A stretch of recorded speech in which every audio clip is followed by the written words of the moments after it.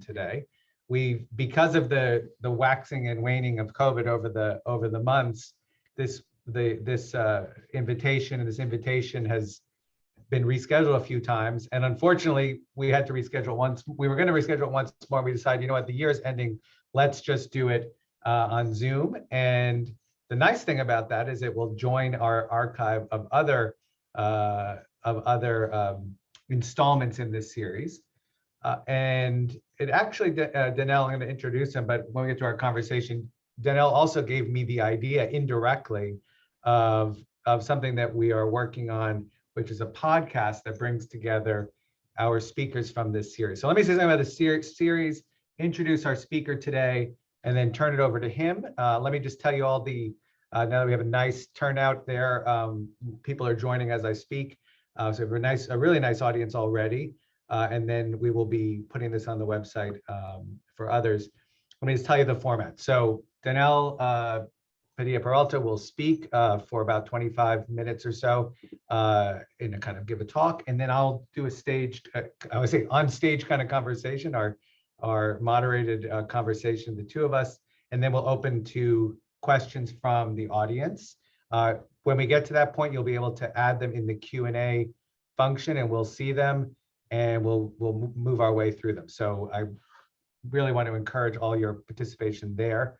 But first, let me say something first very briefly about this series. Anti-Racism and the Disciplines has been a tour through several of the disciplines that make up the liberal arts, not only the School of Liberal Arts, the way we have things organized, but more broadly, liberal arts undergraduate education or liberal arts universities in the United States.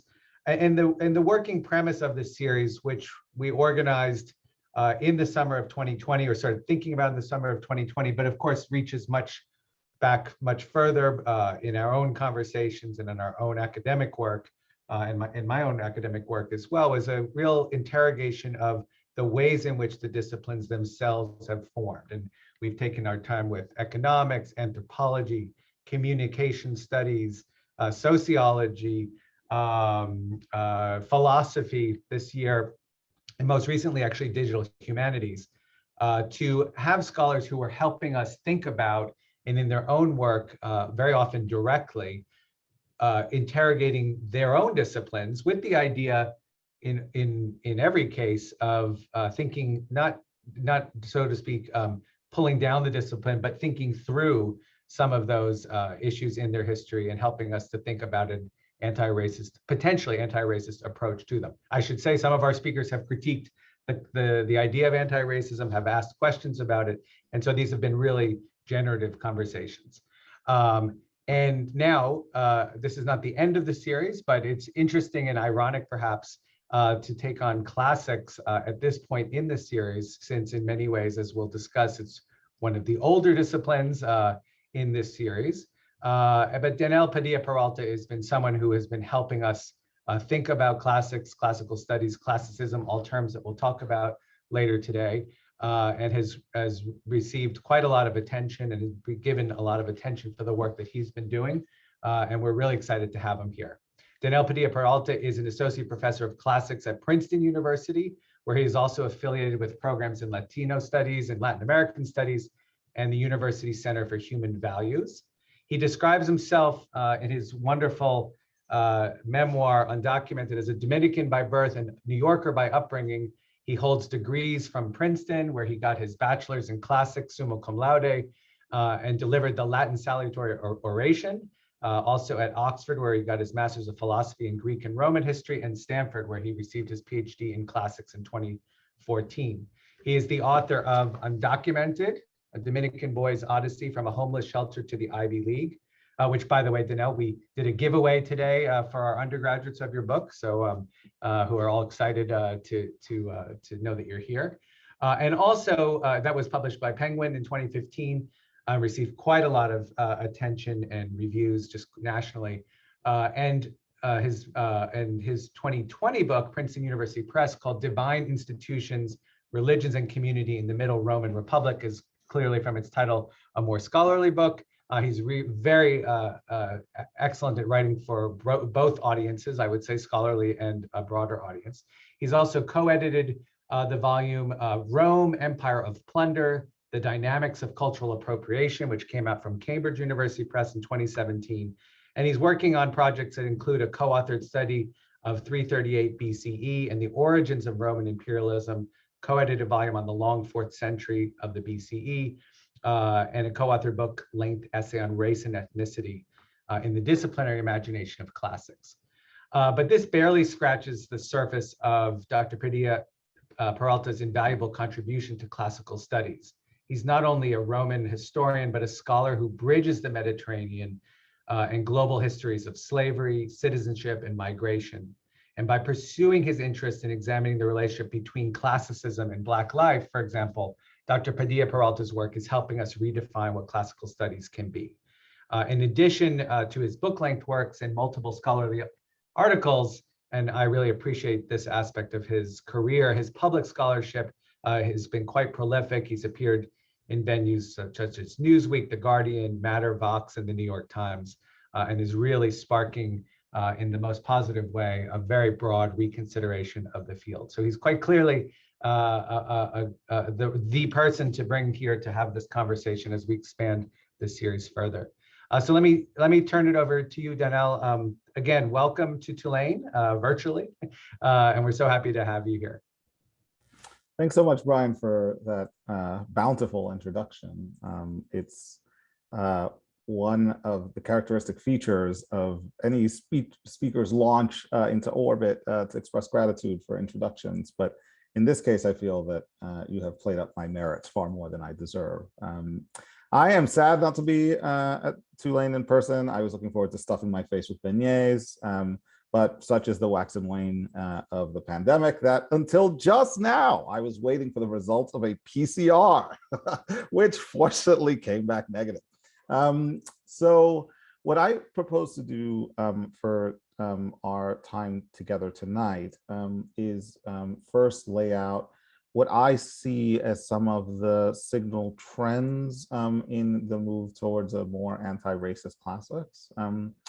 And I will intersperse comment on identification of these trends with some critique. I think I'll reserve some more substantive points of critique for our exchange and conversation and in fielding questions that will populate the Q&A.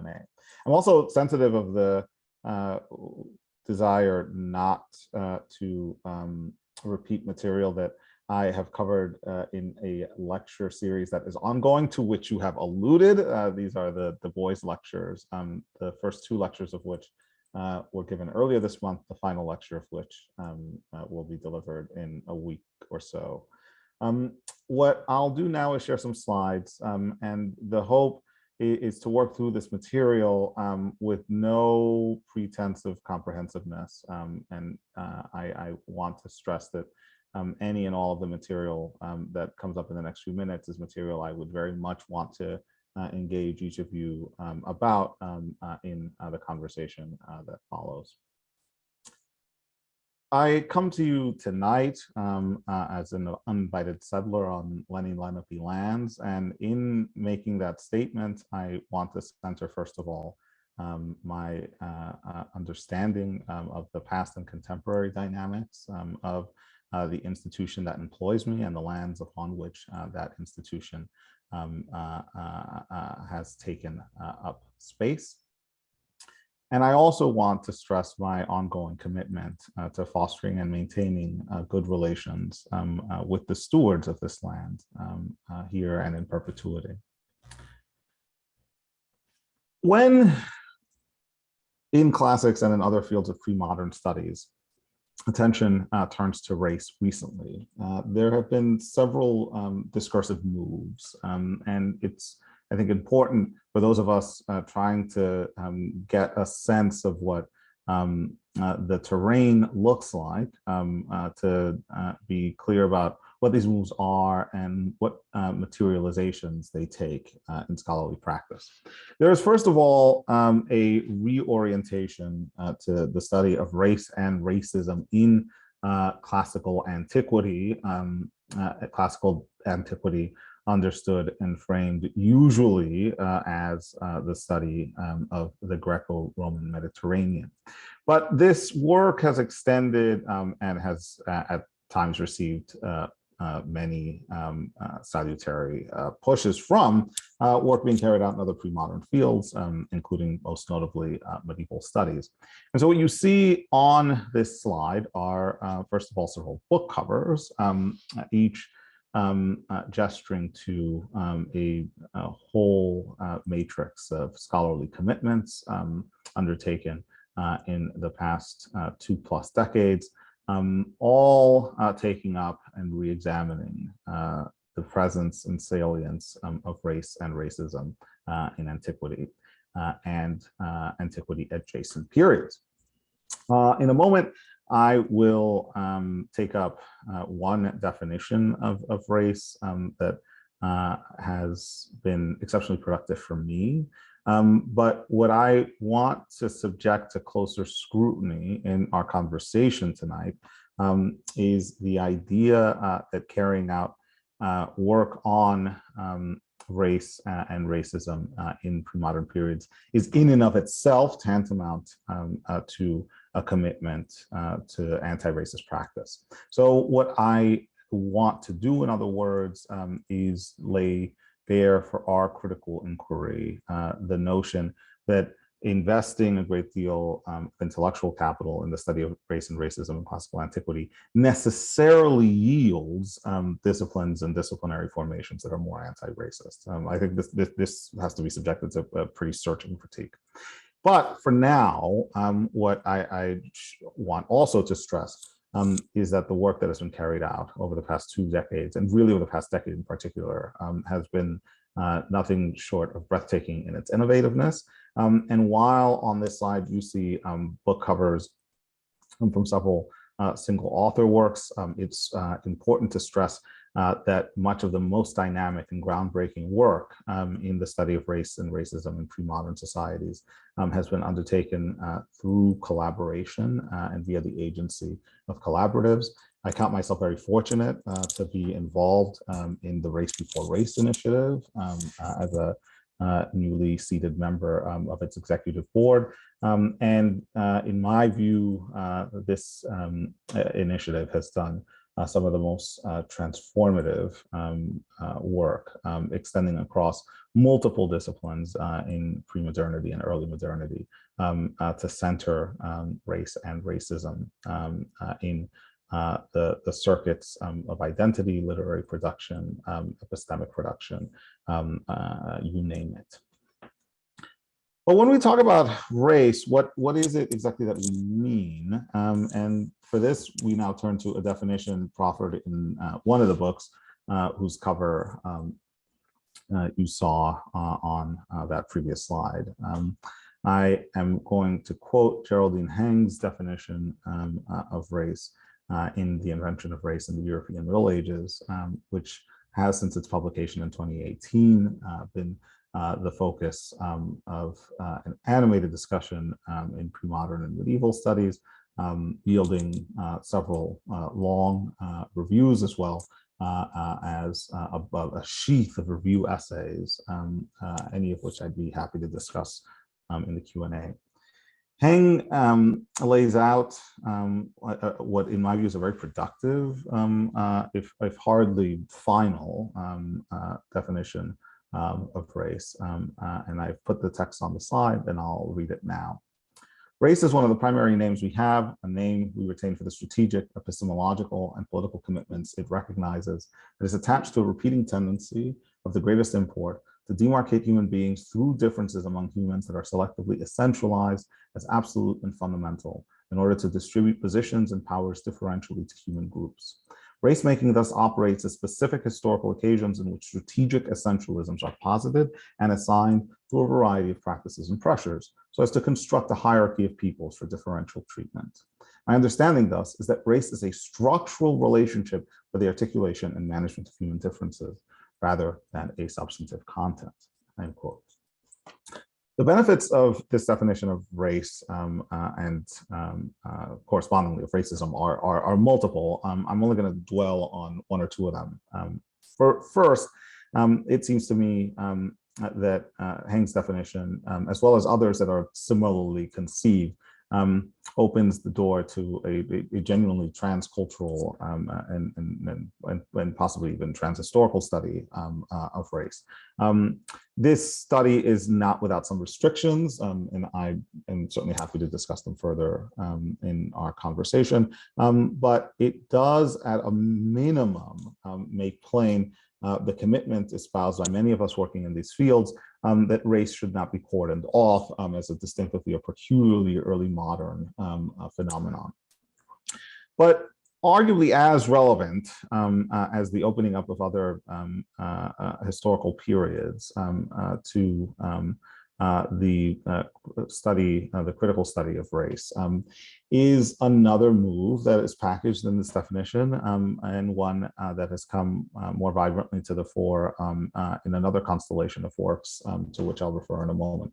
This is the understanding that there may be something quite profoundly nested in race as a capacity holder for certain kinds of epistemic production. In other words, that race is a way of knowing, that it actually operates as a way of organizing not just the demarcation of human difference, but also its taxonomy and classification. And as a result, inflects a whole multitude of enterprises ranging from pre-modern societies to the study of pre-modernity itself. This is an important move. It is a move away from understanding race and racism as identifiable discrete objects of inquiry, and towards the study of race and racism as fundamentally implicated in one's own epistemic orientation. This is a rather fraught issue in ancient Mediterranean studies for reasons that we'll touch on in a moment. Suffice it to say that some of the more groundbreaking work in the epistemology of race and in the philosophy of race that has been carried out in other fields over the past decade has, in my view, barely made a dent in classical studies. And the reasons for that are ones worth scrutinizing further. Let me turn now to defenses of classics that in their apologetics for the field showcase certain properties associated with the field that on closer examination turn out to be racialized. I take on this slide a passage from a text whose author I very much admire. The essay Long Treatment of Classics in this book is one to which I've directed students, not without some hesitation for reasons I'll make clear in a moment, but in confidence that the book represents a genuinely good faith effort at engaging issues of concern. Here is the author, Neville Morley, an ancient historian based in the UK, in Classics Why It Matters, laying out an uplifting vision of the classical world that seeks to decouple its study, its continuing study, from the allegation that it is necessarily elitist, necessarily exclusivist, necessarily racist. The classical world, Morley writes, and its cultural products are not inherently allied to the agendas of Western imperialism, white supremacism, fascism, or anti-Islamism, even if that is often claimed by those pushing such agendas, and even if classicists could sometimes be rather louder in their condemnation of these attempts. The study of the ancient world, even when this is done in a traditional philological manner, is not intrinsically elitist any more than the study of the literature, history, and culture of any other society is. It is, of course, easier for a variety of reasons for people from relatively privileged backgrounds to take the risk of studying a non-vocational humanities subject, the particular importance given to the classical languages, and the question of who has access to them before university, certainly plays a part in attracting certain kinds of students, some of whom go on to become the next generation of teachers, and deterring others, end quote. In a review of this book that appeared in the pages of Classical Outlook, Elizabeth Butterworth has, I think, hit the nail right on the head. I'll quote from her review. Morley, in letting classics and classicists off the hook, expresses an optimism that rings false and misses the opportunity to engage diverse voices and explore how classicists are agents of, and instead work to dismantle the very phenomena that he elsewhere condemns, end quote. What I see as symptomatic and revealing about Morley's defense of the classical world and its cultural products is not inherently allied to the agendas of Western imperialism and so on, is what in another context by Tuck and Yang has been emeraldly termed the subtler move to innocence. This is the move that would imply one's own particular or contingent modes of relating in the world, and in the case of Morley and in the case of other well-meaning classicists, of classics as a form of being in the world, as a form of study in the world, as somehow dissociable, cleanly separable from the many forms of systemic inequality and oppression that radiate throughout the world. As Butterworth and many other scholars have pointed out, for one, this is hard to stomach given the facility with which the ancient world lends itself to various kinds of violently oppressive appropriations. So this has been the focus of work undertaken in recent years by scholars such as Donna Zuckerberg, studying the appropriation of classics in misogynistic alt-right groups. The work of Nosh McSweeney and a team of scholars who studied the weaponization of the Greco world in contemporary political discourse. The Pharos Initiative, helmed by Curtis Dozier, that has sought to document appropriations of Greco-Roman antiquity by hate groups, as well as the tremendous blogging scholarly efforts of folks like Catherine Blouin at Everyday Orientalism, or Rebecca Fudo-Kennedy and Max Goldman at Classics at the Intersections. These publications have all, in different ways, demonstrated that at the very least, the Greco-Roman antiquity that has been received and that continues to be contested into the 21st century is exceptionally pliable for use, exceptionally facile for use by those extremist groups that Dozier and others have taken great care to document. But all right, someone like Morley would say that that's not enough to demonstrate, to confirm that classics or the study of the classical world is intrinsically racist. In every context, in every setting, there are forms of knowledge production that are weaponized in profoundly inegalitarian and oppressive ways, and that does not necessarily mean that those forms of knowledge production are from the root infected by the desire to wield hegemonic power. This is where another strand of work in ancient Mediterranean studies and what Marcella Ward and Madhura Umachandran have taken to characterizing as critical ancient world studies has really left its mark in recent years. To situate this work, let me start with some comment on a publication with which I was involved. This is an edited volume, Peralta's Companion to Classics in the Early Americas, that was edited by Maya Fele Thomas, Adam Goldwyn, and Matthew Dukas.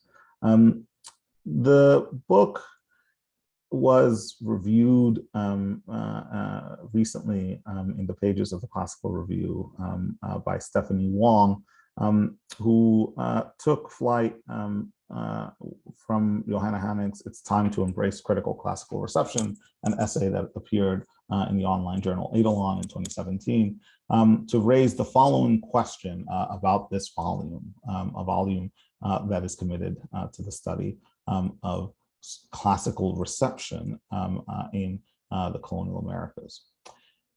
Wong writes, and I quote, My primary question about this volume, and indeed about the study of classical reception writ large, is what the study of classics can offer the study of the Americas. Over the past decade, scholarship in classical reception has blossomed in popularity, and deservedly so, often tying the pernicious legacies of ancient Greece and Rome to other fields of study with, shall we say, more politically polarizing raison d'etre is an enticing way for undergraduate students to get involved in already struggling classics departments. My guess is that anyone reading this review will likely understand that Eurocentric perspectives are not so valuable anymore. Also, they will likely be able to cite half a dozen post-colonial theorists on this matter. But despite not focusing on colonial points of view, it is still possible to write scholarship on non-Eurocentric topics in a colonial way, end quote. This as a criticism of the burgeoning field of classical reception, which has emerged as one of the seemingly more emancipatory spaces for the study of classics and classical antiquities, past and contemporaneous entanglements with cultural systems and with forms of global and geopolitical oppression as well as of liberation. Dovetails quite nicely with a comment featured in a very trenchant paper delivered by Hossam Duhar at the FIXCA annual meeting in the summer of 2019. This is Andujar reflecting on the surge of interest in classical reception as a site for the pursuit of what she terms a happy face global classics. Quote, I do worry that in the aftermath of this growing appetite for the modern afterlives of Greco-Roman antiquity beyond Europe, there's an emphasis on what I'm calling happy face global classics. That is, successful modern engagements with the classics that have been able to resonate and gain traction with varied audiences across the globe. I'm concerned that in a good deal of this emerging work, there's an overemphasis of the success of the classical in modernity, resulting in scholars producing celebratory case studies that essentially argue for the universality of the classics and of ancient Greece and Roman texts, which are automatically relevant and applicable to a variety of diverse contexts, always able to translate and express the complexity of the political present in an effortless manner. So it would seem then that we are in the grip of two contemporary modes of scholarly practice that, despite orienting themselves affectively and structurally to different ends, nonetheless come close to converging on a shared set of suppositions. There is at one end a strand of study of classics and classical antiquity that has sought to document instances of misappropriation, and I use misappropriation advisedly, instances where, as I noted with respect to the Pharaohs Project, the linkages between the weaponization of classics and the ideological objectives of far-right groups are quite manifest and can be tracked quite clearly.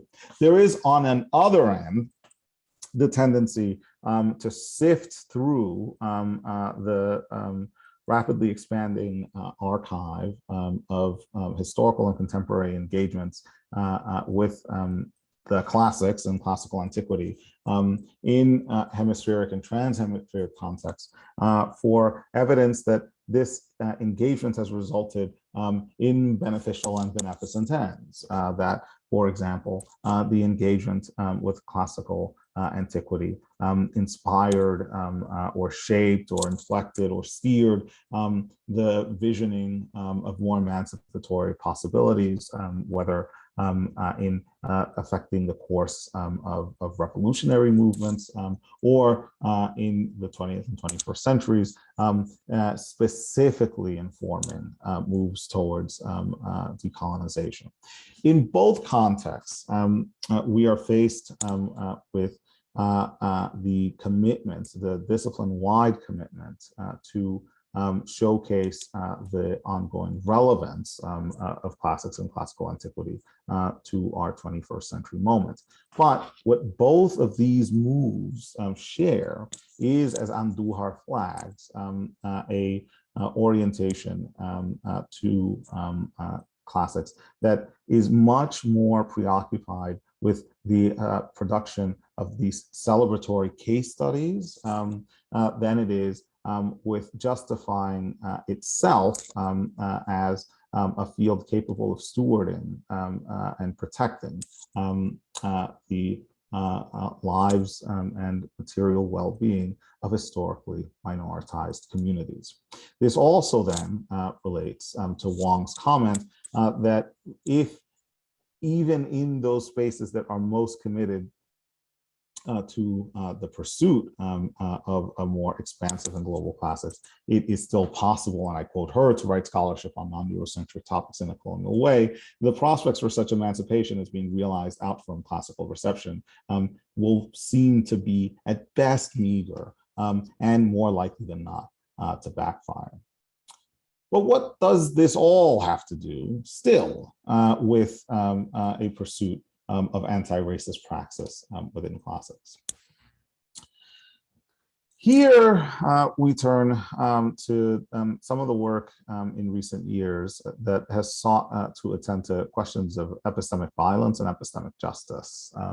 I have already singled out Madhura Umachandran as one of the two visionaries, along with Marcella Ward, behind the call to pursue a critical ancient world studies. Here I'm also featuring on this slide Yunnan Chai's 2018 essay on epistemic injustice and the everyday experiences of racial minorities, as well as the flyer for the inaugural event of Racing in the Classics, the initiative that Sasha May Eccleston and I co-founded in 2017-2018, and most recently a publication in the flagship journal, the Society for Classical Studies, on discipline craft towards an anti-racist classics, penned by Umachandran. The common thread linking together these various initiatives has been a concern with knowledge production in the field of classics, and how that knowledge production elevates some forms of knowing and of understanding over others, with pretty deleterious consequences for those that are deemed inconsequential or marginal to the generation of meaningful knowledge about the ancient world. At the same time, though, these different ventures into the study of the epistemic infrastructure of classics have also shared a willingness and a desire to interrogate the baseline conditions that empower some people to be recognized and credentialed as knowers in classics, and disempower others who are seen as incapable of wielding epistemic mastery within classics in ways that quite directly reproduce the forms of systemic inequality that, while not specific to classics or to the humanities, certainly dictate the production of knowledge in classics and the humanities in the Euro-Americas. One of the ways that this has been most strikingly and tangibly manifested is in who gets published in classical studies. And on this slide, you simply see on the left two graphs that were first presented at the Classics annual meeting in January of 2019. You also see a screenshot of an article co-authored by Roberta Stewart and Dominic Machado that surveyed the tables of contents of the Society for Classical Studies flagship journal from the past 150 years, and combined that with data culled from a mailed survey to track changes in the discipline and in the field. Finally, on the right, you see a graph of material that I presented for a lecture virtually at Stanford University in the fall of 2020 that sought to study another manifestation of the epistemic bounding of classics, one that is again grounded in patterns that are easily analyzable on the basis of the journals. This is the pattern of inward-facing citation in which publications in classics overwhelmingly privilege the citation of other publications in classics to the virtual exclusion of interdisciplinary engagements. Conspicuous among those interdisciplinary engagements that are not made are engagements with fields such as ethnic studies and with scholars in ethnic studies, to name only one of the fields that is most tangibly shortchanged by the present citational protocols that pervade the field of classics and ancient Mediterranean studies more generally.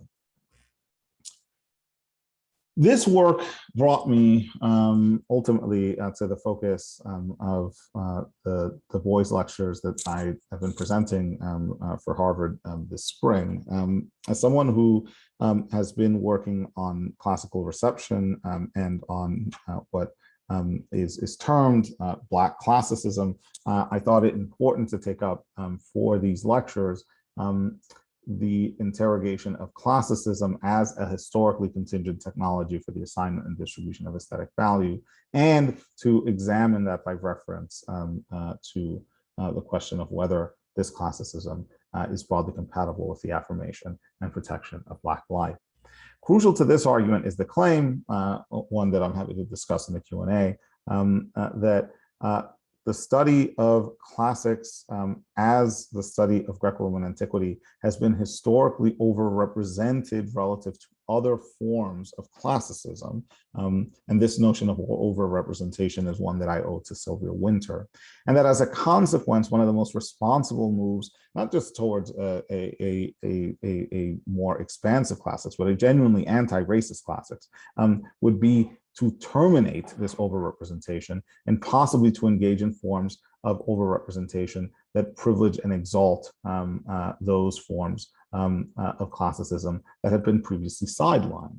But were this to be done, it would necessarily follow that previous forms of overrepresentation would have to take a back seat and would have to be subjected to some form of epistemic silencing. And this is a suggestion that I think sits poorly with many current practitioners. It's one whose implications, though, I think are central to any effort at working out a viable future for the field. Mindful that I have now exceeded my promised time, I am going to stop sharing my slides and begin the conversation with Brian. I hope that in the Q&A we can talk a little bit more about the intersections of anti-racist praxis in classics and classics adjacent fields with work done to analyze and evaluate historic and ongoing forms of racial socioeconomic inequality, especially as these forms of inequality manifest in the contemporary landscape of the field. But I'll stop sharing now, and I look forward to the conversation.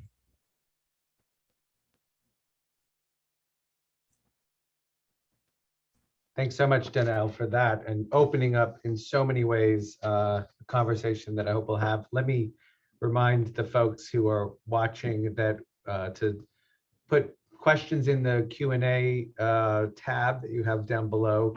At any point, we'll have some conversation, and I'll bring folks in as they ask questions as well. And by the way, if you put in a question, let me know if you would like me to mention your name or not as the author of the question, just as part of it. People will not see your questions other than Danielle and myself and Gabby Garcia. So thank you. There's so much there that you've opened up, Danielle. Thank you for that. Let's, there's a couple of different ways I wanted to come in to the conversation, and one, I was really struck by in the latter part of the, I want to take on some of the definitional questions that you asked so that folks can understand them a little bit better. I can see we have quite a big audience and folks who are coming in both from classics and other disciplines. So my presumption in the conversation is also to help elucidate and elaborate as you have some of the terms themselves. And then take on some of the other aspects of the field. So let's just start there with the discipline, the history of the discipline itself a little bit, first of all. And as you have and tease out the kind of space between classics. We call it classical studies. We have a Department of Classical Studies here, classicism. And I think for many folks, especially outside the field, there's some confusion about terms. And as the field itself, as you were elaborating a bit earlier, kind of emerges, whether it refers to a period of time in which there was quite a lot of people in the world, or a certain part of the world at a period of time, or tradition. And of course, you know, maybe you can help, we can start right there as we're using it today. Mm-hmm. Oh, thanks so much for the invitation to clarify there. And I would want, as part of our work together tonight, to spend a few minutes with folks thinking about what the compass and the capacity of terms like classicism, classics, the classical is. So for now, I'll limit myself to two comments. First, so when we talk about classics and the classical, we are referring in the first instance to a principle of selection that actually goes back to the use in the Roman imperial period of a term that was originally derived from census rankings, and that also originally referred to a particular form of classification as a way of distinguishing between literature that was deemed good or worthwhile and literature that was not deemed good and worthwhile. I won't dwell too long on classicus and the sort of early pedigree of this terminology, which, as I noted, is rooted in a very explicitly Roman context concerned with the ordering of people that then gets transferred to the ordering of literature.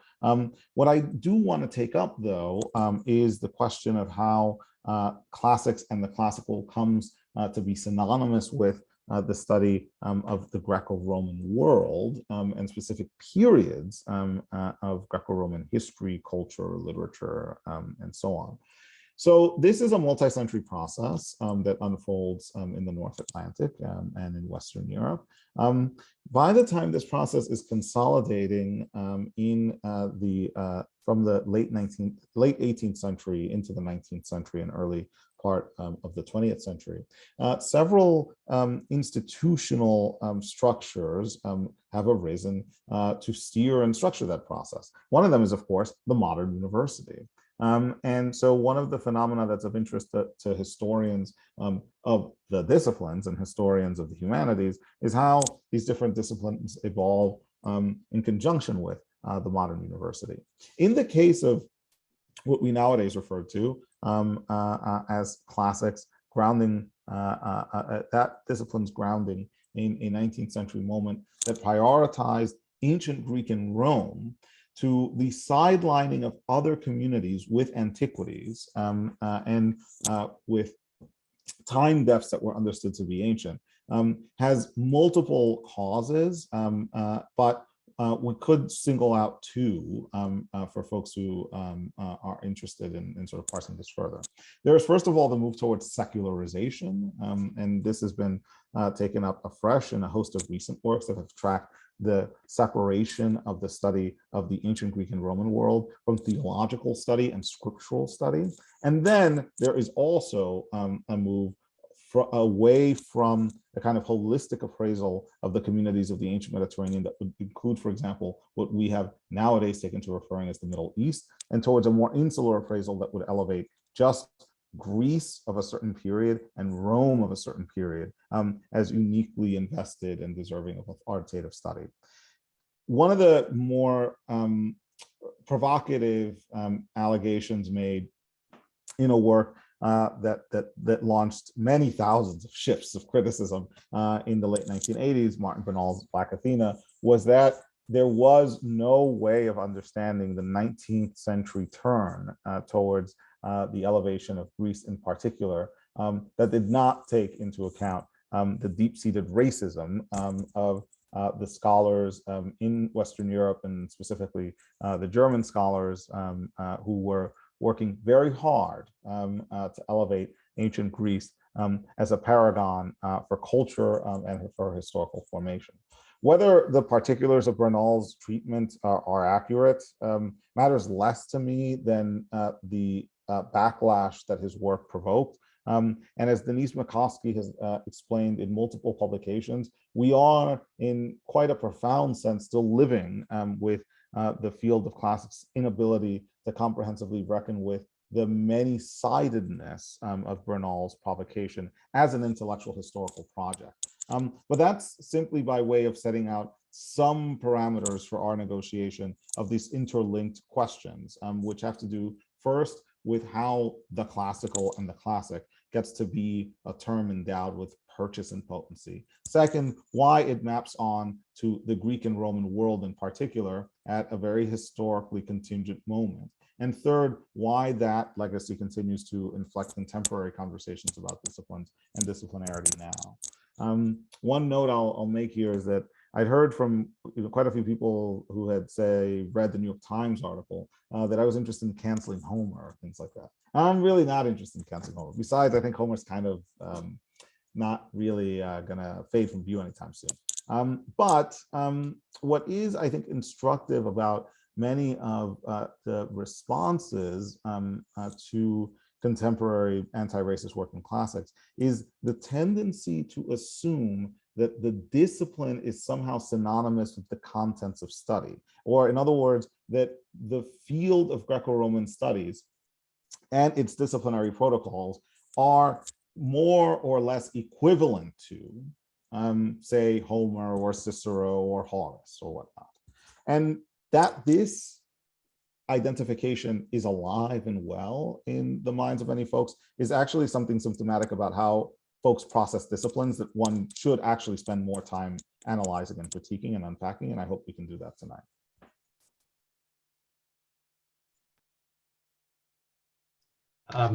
So you referenced the New York Times article. Actually, I want to go to another I would say controversy, provocation that came out of the department in Princeton, which was last year when the Princeton Classics department eliminated the requirement for Greek and Latin as part of the major, which really occasioned a lot of conversation in the Princeton Alumni Magazine, national media. And first, just can you tell us, how that decision came about and something about the discussion around it? It seems to be part and parcel of the conversation that we're starting to have. No, happy to do that. The decision was motivated by several factors. And I want to stress before proceeding that this was very much a collective decision. So there's been, I think, in some circles, a wish to seize on some of the more public-facing advocates for moves like this as being endowed with a singular potency to overwhelm their more senior colleagues with their perspectives. Would that I had such power, it would be great, but I do not. What did motivate the move on the department's part were several factors. First, we have learned and continue to learn from other departments that have preceded us in this work. So colleagues who noted online that our decision was in a way one with ample precedent were absolutely right. It was in fact in looking at other programs and in analyzing programs throughout the country where folks by reason of by desire, by the wish to experiment, or by sheer necessity, had to retool programs in the study of the ancient Mediterranean, that we came to a better understanding of what it was that our program could do, what in fact our program was uniquely equipped to do.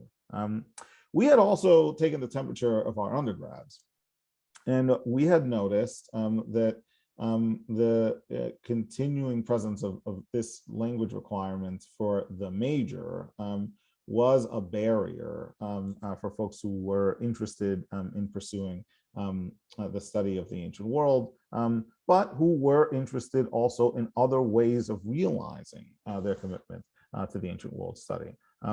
We have folks who are extremely committed to the material cultures of the ancient world. We have folks who want to study the reception of the ancient Greek and Roman worlds in modern and contemporary cultures. And for folks with that array and variety of interests, we thought it imperative to create space in our department, to create a welcoming space. Something that was also, I think, curiously overlooked in some of the public responses to the department's decision is that what our collective action enabled was a major that could accommodate folks who were studying other ancient languages besides ancient Greek and Latin. And this is incidentally something that I know has already been gestured to in a question in the Q&A. We have a very, very expansive orientation as a collective to the study of the ancient Mediterranean world and ancient Afro-Eurasia. And in thinking about how we could make clear to our students the excitement and abundances that come with the forms of expansive study to which we are individually and collectively wedded, we thought that if we could down the road seed interest in other ancient languages besides ancient Greek and Latin, we will all be collectively better positioned to flourish. That yielded fruit in the decision to teach Ge'ez, which we offered in the department last summer. It has materialized in our department's hard commitment to continuing to offer Akkadian. It's also been reflected in the department's desire to continue offering modern Greek. And it will continue to bear fruit in the next few years as we continue to expand our range of offerings. But in all of this, the guiding vision has been one that does not stop itself at the idea that a primarily literary linguistic approach to the ancient Mediterranean that centers only on ancient Greek and Latin acquisition is to be the privileged way of entry into the discipline. It is a way, but it should not be the way. And we want to make sure that we foster as many entryways in as possible. No, why do you think, or how do you, and I'm fascinated by that answer because, you know, on the one side, as someone who's been a proponent for expanding language education here, you know, both at Tulane and more broadly, one always laments, you know, the loss of any language requirement. On the other hand, as you say, there's so many departments and organized around languages, including modern ones, are finding themselves limited to only literatures or cultural products, you know, as kind of the pinnacle of that discipline, right? In a way, so doing it in the reverse direction of removing the language requirement, which, by the way, as Dennis Kehoe noted in our Q&A, was done at Tulane back in 1991. I want to talk about circulation in a moment, you know, kind of occasioned a different sort of discussion. Now, but let's just stay with this for a moment. When Princeton made the move, it really did make national media. It was on NPR. It was a big article in the Atlantic. People were calling it a racist move in itself. And, you know, that the very, so why do you think it occasioned that sort of response? Whereas other, you know, the relaxing of other language requirements in other universities, which were happening everywhere in modern languages, there's kind of a softening at a number of universities of language requirements, wasn't getting the same sort of, you know, venomous sometimes response. I mean, some of the articles in the national media were quite critical. Yeah, venomous is about right. I would also say that more than a few of these pieces traffic pretty explicitly in racism. So what and here I have to speak for myself because I cannot presume to speak for my colleagues, nor would I want to. What I see as revealing about the responses to our decision is how carefully indexed classics is to notions of whiteness. That to me was like so blindingly obvious already prior to the department's decision. Over the years, I've gotten plenty of correspondence directed my way by folks who have taken issue with other sort of interventions in which I've been involved or for which I've been a public face, and in very directly racist language characterized my involvement as degrading the field of study, as debasing it, and so on. In the case of the responses to the department's announcement, for one, the investment of the conservative commentariat in this kind of policing action that is centered on, among other things, drumming up false crises was never more abundantly clear than it was in the weeks after the department's announcement. But I also want to take this moment to get folks to thinking about the nature of the historical and ongoing collusions between certain disciplinary practices and what folks working in a whole host of fields have termed white identitarian epistemics.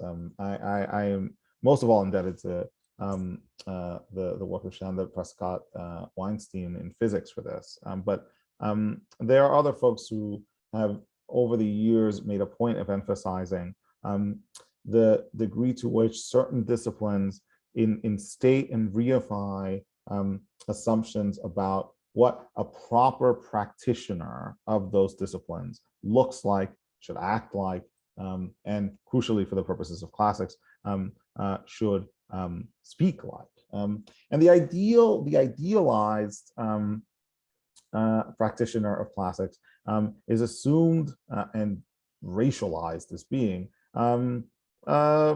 usually cishet white male who has this pedigree of fluency in ancient Greek and Latin that is, among other things, marketable or presentable through fairly time-honored forms like the ability to recite ancient Greek or Latin verse at will. I mean, this was like most recently displayed by Boris Johnson engaging in one of these sort of performances. But I would want folks to reflect more on what that might mean about the public face of the discipline and about what my colleague in ancient history in the UK, Neville Morley, has described in that passage from his book that I read as the non-intrinsic nature of things like, white supremacy or white imperialism in classics. If, as I think the backlash to the Princeton department's decision reveals, there is such an intensity, such a heatedness in policing the decisions of this department, what does that say about forms of investment in certain ideas of disciplinary mastery? Could it be that these forms of disciplinary mastery are racialized? The answer to this, in my view, is yes. And what does that mean for the arguments of Morley and others that the field can be sort of understood as separate from efforts to weaponize it? I feel that those are the most living and pertinent questions for the kinds of work that I see as mattering in the pursuit of a genuinely anti-racist praxis in classics. But I also see these as issues that merit confrontation because in the pursuit of any such praxis, one would need to think about epistemological questions and crucially questions of epistemological authority. And the backlash to the department's decision made it obvious that there are a not insubstantial number of people for whom epistemological authority in the field is wedded to the capacity to wield knowledge in a certain way that I think is quite obviously racialized and also interpolated by class structures as well. Let me remind folks who are listening that they can add questions in the Q&A tab that's on the bottom of your screen, not the chat one. The Q&A one is a bit easier for us. And we've got a couple of questions that have come in that are related in certain ways. And one that you alluded to, Danielle, I'll give you a chance to respond more directly to, is asking whether classical studies should expand beyond Greece and Rome, and to consider itself more of an antiquity study. So kind of going back to that idea that classics or classical studies is about a period of time in the world. And would that be too broad, or should that be saved for ancient history? Or would that be a way to, moving away from focusing on what one would call, I suppose, European cultures, although I would be curious on your thoughts about whether Greece and Rome should be considered European or not, and whether that would aid this sort of anti-racist project. So I am excited and will continue to be excited by the work of expanding the range of the field. But I do need to stress my own lingering reservations about one dimension of this. So these reservations all coalesce around the position that Rosa Andujar staked out in that passage from her 2019 talk that I read out in one of the slides. Related to the notion of happy face global classics that Andujar treats in that talk is the idea that the field can just expand, right? And this is actually true beyond classics for reasons that we might want to take up further on in the conversation. When faced with the presence and insistence of historically minoritized folks whose presence in the field is now deemed vital to the discipline's ongoing preservation and existence, there are those stakeholders and stewards of the field who decide that if only for the sake of survival, note my wording, the field should expand. But I'm concerned that this is, for one, not a sustainable move. It definitely has analogies with forms of extractivism that are apparent in other contexts. One can't grow forever. And as Naomi Klein and others have reminded us, degrowth may actually have some merits, environmentally and non-environmentally as well. The issue of equal concern to me is that growth or expansion removes pressure or seeks to displace pressure on folks who have to make some hard calls about questions of, say, canonicity, right? So some years ago, in response to the push and pull of debates about what gets included and what gets excluded, my colleagues, Brooke Holmes and Constanza Gutenka, penned what I think is this really incredible piece on hypercanonicity and hyperinclusivity, in which they tried to lay out some baselines for an open field concept of the discipline. So if you have these two poles, one of which takes hypercanonicity, a kind of doubling down on the notion of the canon as its defining feature, and another which takes a sort of really enhanced inclusivity as its defined feature. Where do you pilot a responsible course? There are obviously problems with both ends of the spectrum. And so for Holmes and Gutenka, the solution lay, at least in part, in the commitment to a rather more flexible understanding of disciplinarity itself that materializes in what they call the open field. Related to the pursuit of the open field are questions of training and of competence building. And certainly we could, as one of our directions out, look at that more carefully. But I am more concerned these days with the nagging sense that advocacy for the open field enables some colleagues, well-wishers and supportively minded though they may be, to evade responsibility for what are, in the age of the precariat and the neoliberalization of the university, some pretty hard calls to make about what gets to be taught. And so it is to the hard calls that I want to direct attention. Like what are the choices that we make in situations of precarity? And how do those choices reify and perpetuate or try to break so as to provide opportunities for emancipation from those forms of historic and ongoing inequity that are of interest, ideally, to all of us.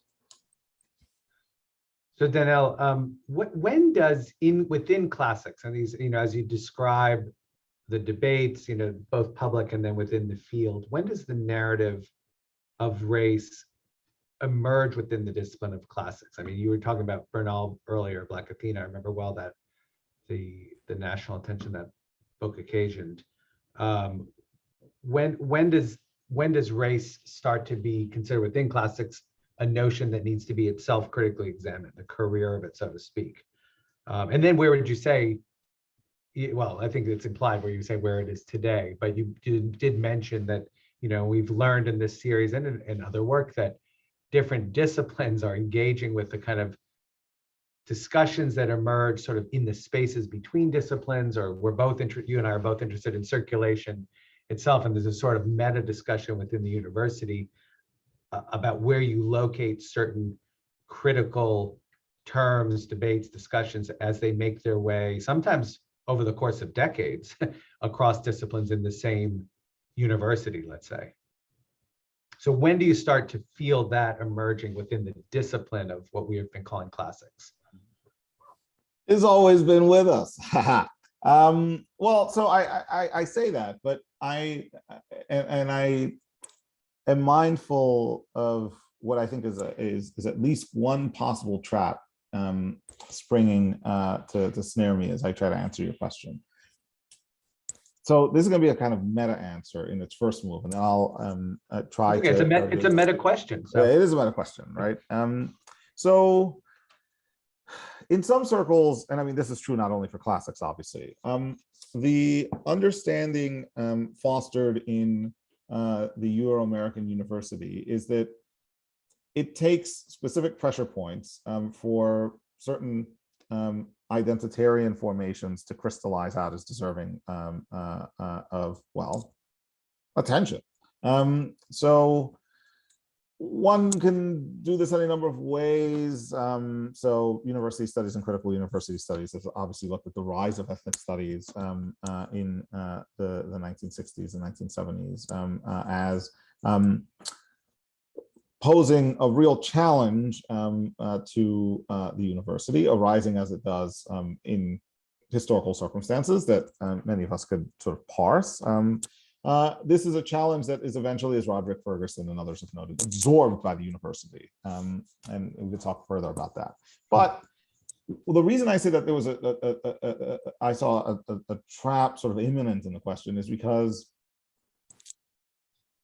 it would seem to me, and it would seem to many of us who are involved in this work, that race and narratives of race have always been in classics, always been sort of wired into the disciplinarity of classics, but there have been very sophisticated methods adopted to evade its surfacing into something deserving of institutional consideration and of sustained inquiry as a site for critical reflection in its own right, separable from, say, the study of race and ethnicity in the ancient world, for which we can actually chart a fairly tidy progression over the course of the 20th and early 21st century.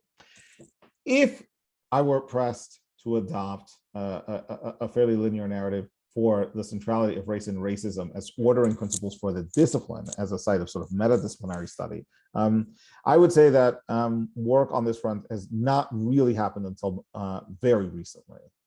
Again, folks will note that in how I formulated things, I have attempted to cleave the study of race and racism as sort of as like axiological entities, or as like sort of propositional features of the discipline of classics, from the study of race and racism and ethnicity in antiquity itself, which, as I noted at the start of the introduction, frequently gets adduced in conversations whenever people are saying something to the effect of, well, we've made meaningful progress in an anti-racist practice in classics because we study race and ethnicity in antiquity now. So if one commits hard to that distinction, as I'm intent on doing, then it's possible that one could see Bernal's intervention, which focused attention explicitly on the history of scholarship in the field of classics as marking a turning point of sorts.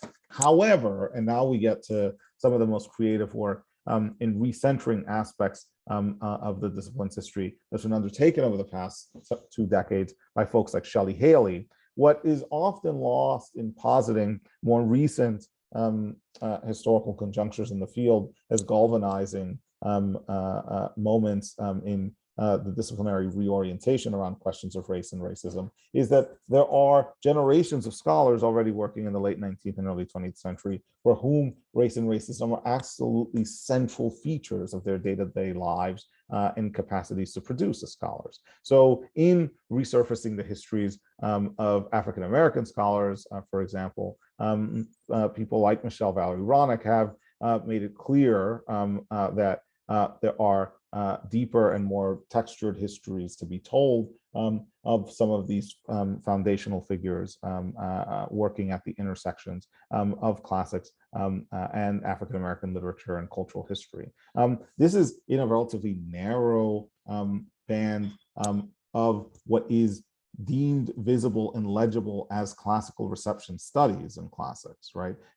If one were to be even more global in focus, one, I think, could move beyond this kind of narrative that would focus primarily on Black folks working and teaching within the United States, to take in folks in the Afro diaspora who are engaged in the production of a truly global classics that is attentive to issues of race and racism. Well before the notion of global classics catches fire in contemporary publications. But that is part of the work that remains to be done in the field. And even putting a name to this kind of work can be challenging by dint of the fact that the field is organized in such a way as to deny legibility to some of the scholarly production that's taking place in the here and now.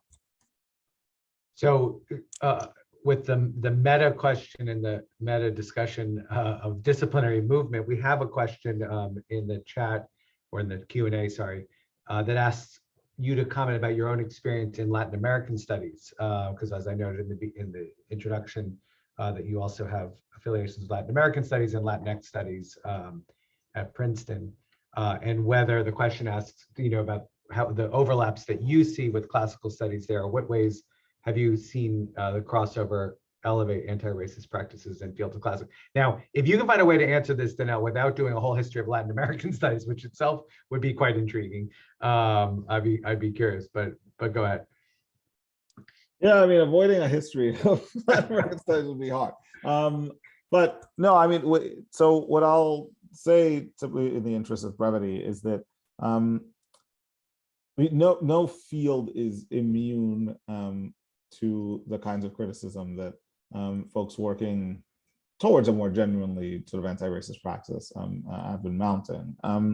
What I will say about my experiences in Latin American studies and sort of collaborating with scholars who are more firmly rooted or who would claim Latin American studies as their primary home is that their considerations of things like the epistemic status of practitioners is on a rather different level. And I'm loath to play a game, which is a well-played game, of castigating folks in classics or classics adjacent fields for a kind of theoretical backwardness, because I mean those characterizations have like their own baggage. But having said that, I remain always confounded at the degree to which some of the decisive moves, not just in Latin American studies, but like in area studies more generally, of the past 20 to 30 years have made very little headway in classics. I wonder if this is, and this goes back to something to which you had nodded earlier, Brian. Classics is sort of resisting its classification as an area study discipline. And there have been colleagues who have called for revisioning classical studies as, for all intents and purposes, an area study discipline, ancient Mediterranean studies or ancient Afro-Eurasian studies. And I'm good with that. Like, I think that's actually quite salutary, and it would be one of the more beneficial takeaways from those encounters with area study specific fields that have shaped my own intellectual and professional formation. The other comment I'll make here is that it's been eye-opening for me to work in disciplinary spaces that do sort of fall in the cracks or that fall in between, because some of the work that has occupied me in recent years in what is called classical reception studies has been very much at the crossroads of the Black Caribbean and Hispanophone literatures and classical studies. It's been interesting for me to see and interact with practitioners who have sort of differing degrees of commitment to the porousness of their fields. And something that I found striking about some of the colleagues I've connected with over the years who would call LAS and LAS adjacent fields their homes is that there is a different gradient of porousness there, a different sense of what constitutes expertise and credentialing that in turn inflects how folks are viewed as credible or not credible knowers. But that I think is a conversation whose full working out would depend on a history of Latin American studies. That right. All right. So there's now lots of questions pouring into our Q&A, and I actually want to ask you a question that bridges to another one that's in there, which is about the classroom and the space of the classroom and what sometimes we call the pipeline issue as well. You had a very provocative set of slides showing citations, or provocative, very useful and generative slides showing, you know, your charting of citations in the major journals in the field and where they're coming from. And so one of the questions, you know, and it's come up in this series before, actually, in our the very first talk in the series was on economics. And Gary Hoover, who is our speaker, you know, was talking about and he's talked about this in national media as well, the problems for the field in the way economics was being taught from the very first day of the economic survey, as being part of thinking about an anti-racist practice in that discipline, right? In your wonderful memoir, which I was gonna, you know, you've got a discussion late in the book of yourself with classmates about what one might major in and study in college in the liberal arts, and how that related to one's sense of privilege, right? Where a student says, I'll quote the undocumented, maybe we should, you know, following his, this is a quote from you, following his logic, no minority should ever major in the liberal arts. Forget that. Maybe we should pick our majors because we're excited the classes we are taking. Maybe we should be like the white people who major in impractical shit because they can, right? So let's go to the scene of the classroom, because in some ways, as we work to transform fields, again, bridging in several of the lectures in this series, we're thinking about who comes into the classroom, who majors in certain fields, who becomes the scholars of the next generation. And it's something you've been thinking about in a lot of different ways. You know, tell me a little bit about your thoughts about that at this point in time, especially, you know, we talked earlier about language requirements, which is a different sort of conversation. How do we change the pipeline of the next generation of classic scholars? Well, so maybe I could volley back to you briefly, because I'm very interested in this. What is the mileage? My metaphors are going to betray me. What is the mileage that we gain from using the metaphor of the pipeline? Right.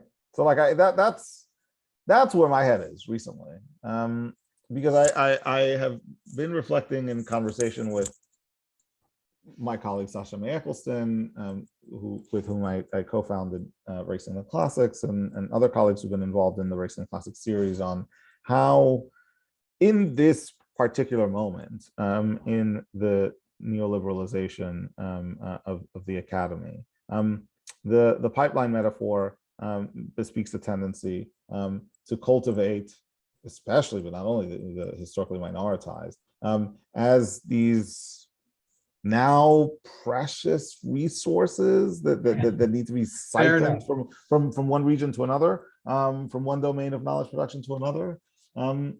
But whenever, you know, sort of reservations are raised about the metaphors that we live by, I mean, in some circles, I think the temptation is to say, well, this is like so much idle talk about language. But I wonder if, when we reflect on the experience of recruiting folks to the classroom, summoning them into the space of the classroom, welcoming them into the classroom, our capacity to foster and engender a sustaining space is not already biased by our own anxieties about that space's continued replication, right? So if we approach the work of creating and cultivating spaces of welcome with this sort of persistent anxiety, and I see it in, you know, even in Michael's question in the Q&A, which I hope we can turn to, that everything, you know, that things are shrinking, that we're losing stuff, that there's a kind of compacting and narrowing of horizons and so on. Then I mean, it's unavoidable that our not just our sort of ministrations at that site of welcome, but our longer term vision is going to be constituted under the sign of fear. And I can't say that augurs well for any of the fields whose curation and stewardship are of interest to me. If folks are being brought in simply because of this anxiety that without them, the fields will cease to replicate. But what I am interested in thinking more about is the sentiment that is voiced and sort of given further complication in that section of the memoir that you read. So often when my colleagues and I talk about what sort of brought us to the study of ancient societies, one of the things that will come up is the pursuit of pleasure. And in the case of several of my colleagues and several of my good friends in particular, there's been many occasions to comment on how pleasurable, how enticingly stimulating aspects of the study of the ancient worlds were for us. But what I would see as different from our reactions, what stands out in my view about our reactions, especially as we come together to sort of think about and theorize them, is that these were not pleasures that were somehow separable from a political economy, for example, right? So I was telling students at New Haven last week that I have this very beat up copy of the Iliad from high school. And when I was unpacking it from a box at the start of the pandemic, I noticed that in the flyleaf of this copy, I had scrawled down the address of a funeral home where a wake was held for a kid in my neighborhood who was shot and killed when I was a teenager. Now, there are many reasons I like the Iliad. I like it more than I like the Odyssey. But the point of my relaying that anecdote to those students at New Haven last week, and the reason why I reflect often on this episode of rediscovering this markup on the flyleaf, is that it foregrounds for me the degree to which the attention to aesthetic precepts of pleasure and like the capacity of pleasure to be generative for people can never, and should in my view never be separated from the material deprivations that constitute their day-to-day lives, right? There's a powerful argument, by the way, for what Candace True and the difference aesthetics makes has termed a summons to an illiberal humanities that moves beyond some of the liberal humanistic pieties of our contemporary moment. I'm not interested so much in universality and in the recruitment of folks by reference to some sort of universalizable precepts of beauty or the like. I'm interested in making a case to them as to why the experiences that they have with these texts that they read are necessarily bound up with the political opportunities that they have or have denied to them. And that to me is like the most compelling argument that one can make for the kinds of things that we do.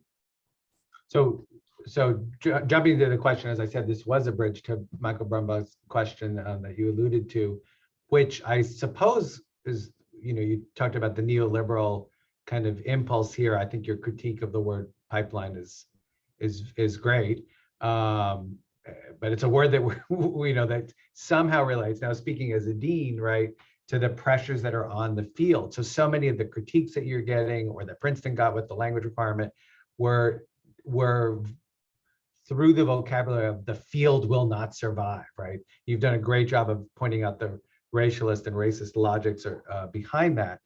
But there's also, in terms of, I'll read the question, if classics loses students, it's harder for classics to survive in a different sort of way, by which I mean departments of classics. So Michael Brumbaugh writes, the footprint of pre-20th century studies, not just Greco-Roman antiquity, has been shrinking at colleges and universities across the US and elsewhere. For example, a medieval historian retires and is replaced by a scholar of the modern world.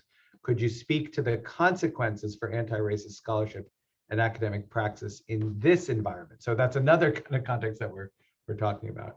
And by the way, I'll say there's so many more questions that we won't be able to get to as we're coming close to our time. So depending on how long an answer you give to this one tells me whether I can ask one more.